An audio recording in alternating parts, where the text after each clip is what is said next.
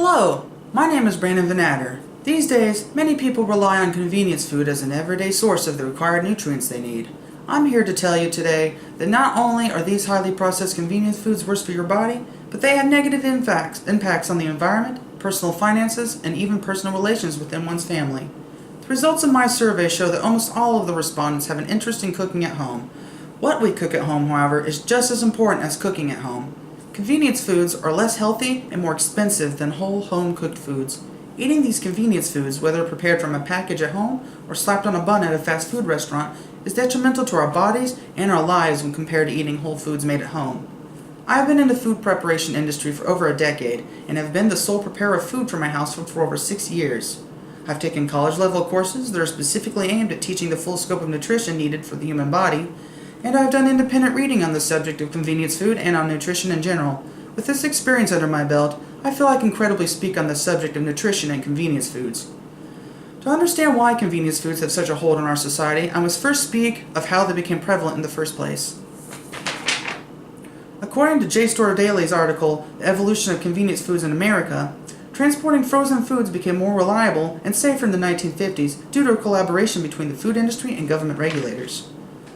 At first, frozen and other convenience foods were marketed towards the wealthy as an alternative to the norm, boasting better quality products than when compared to fresh. In the 60s, however, with the increase of women entering the workforce, more and more people seemed to have less time on their hands, and the concept of the ready, frozen meal became more popular. This trend further increased as manufacturers began to add extra sugars, fats, and salts into the foods in an attempt to make them more palatable than their competition. This led to the processed foods having more flavor than whole foods, though at the cost of many added empty calories. Fast forward to the present. In the Atlantic's article, More Than Half of What Americans Eat is Ultra-Processed, they show information from studies stating that over half of the food a typical American consumes at any given day is made of ultra-processed convenience food. They further point out that 90% of added sugars we consume come from these ultra-processed convenience foods. Most of the foods we see in stores fall into this category. Next time you're in a grocery store, take a look at the layout. All the whole, fresh foods tend to be around the outside walls, while the aisles, certain boxes, and cans of processed foods. Ask yourself, how many times a week do I eat out? How many times a week does my dinner come from a freezer or from a can? Our society has become a nation of convenience, but we've gotten to the point where our convenience is no longer as convenient as it seems. Now that we know how our food has gotten to its current state, let's go into the effects it has on us and our lives. Over-processed convenience foods are less beneficial for our body's nutrition than whole foods are. In fact, according to One Green Planet's article, Convenience Foods Are Not So Convenient for Your Health, processed foods are loaded with preservatives, unnatural coloring, added flavoring, and other substances that can cause known health issues when consumed regularly over time. This means that besides all the added fats, sugars, and salts, the more processed a food is, the less it looks, tastes, and smells like what it's really supposed to be. So much of what makes it what it is has been, quite literally, lost in the process. Manufacturers add artificial and naturally sourced flavors, colors, and preservatives to try to make up the foods they create seem more like the original, but all those extras add up inside of us and take the place of the micronutrients that we should be getting. Many argue that they don't have time to cook at home, and that convenience foods are quicker. However, it has been shown that on average, convenience meals only save 15 to 20 minutes of time, especially if it is fast food.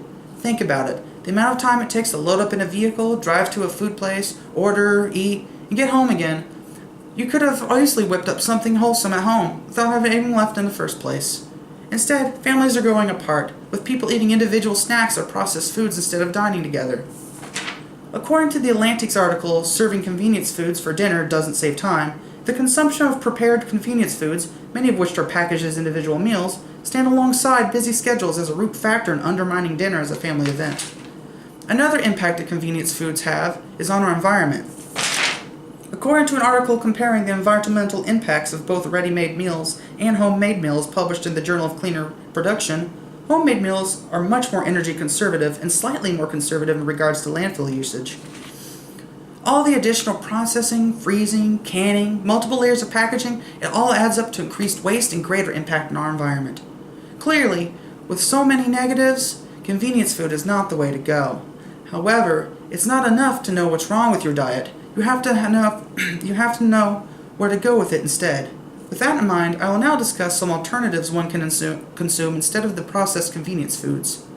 One of the biggest complaints I hear when people are wanting to switch to more wholesome foods is that it's more costly.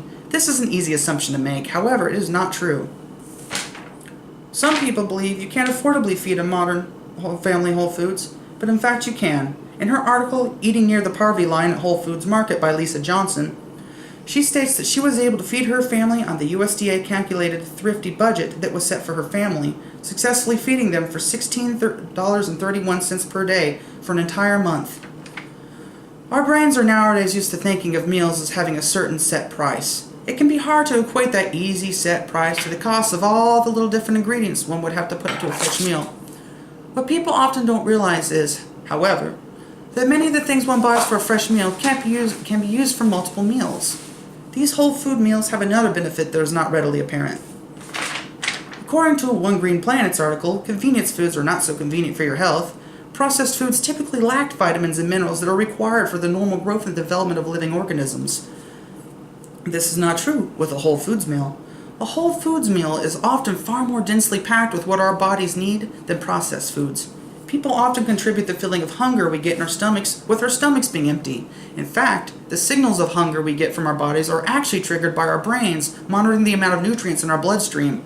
When it notices the lack of nutrients, it begins to send hunger signals to us, no matter how full our stomachs actually are. Because of this, a person has to consume more convenience foods to satiate their body's need for nutrition than if they ate in a whole foods meal. In the Atlantic's article, More Than Half of What Americans Eat is Ultra-Processed, researchers are quoted as having stated that much of the problem today is that ultra-processed foods are replacing nutrient-dense foods, leaving Americans simultaneously overfed and undernourished. One final reason for choosing whole foods is that these days many whole foods can be purchased locally at farmers markets and independent grocery outlets. Buying the foods locally not only ensures that you know where your food has been sourced, but also helps keep your money here in your local community. Every time you purchase a food product that was shipped into our country, you're essentially sending a portion of your money back out of the country. By buying local, you help our local economy and give a boost to the farmers and to your own body. Let's take a moment to recap. First, I spoke on how convenience foods came about, and how they gained such a strong foothold on our society. Then, I spoke on how convenience foods are bad on the body and on other aspects of one's life as well. Lastly, I spoke on whole foods, and why they are a viable alternative over processed convenience foods. I've shown today why eating convenience foods, whether prepared from a package at home, or slapped on a bun at a fast food restaurant, is detrimental to our bodies and our wallets when compared to eating whole foods made at home. Switching one's diet and food lifestyle is never easy.